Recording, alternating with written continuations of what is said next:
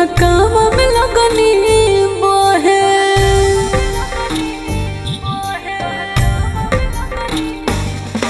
अब सब पता चले तोरा बतिया से, इश्क भइले एगो घटिया से।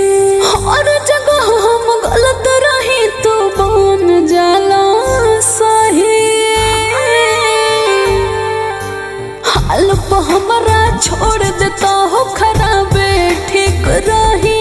काहे झूठा प्यार जतवला हो बर्बाद ठीक रही। हाल पे हमरा छोड़ देता हो खराबे ठीक रही। काहे झूठा प्यार जतवला हो बर्बाद ठीक रही।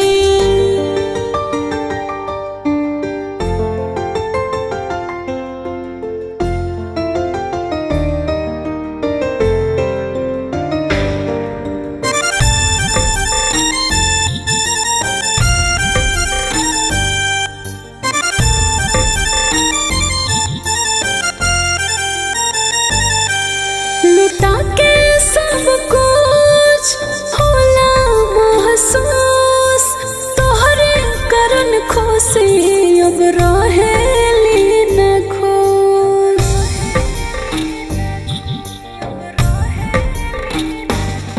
अरे शायरी हो कवन जन्म के, सधावतार बदला तू हमसे। खत्म हो गइल सब हम तोहरा के का कही। हाल पे हमरा छोड़ देता हो खराब ठीक रही।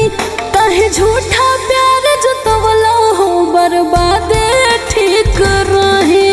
हाल पे हमरा छोड़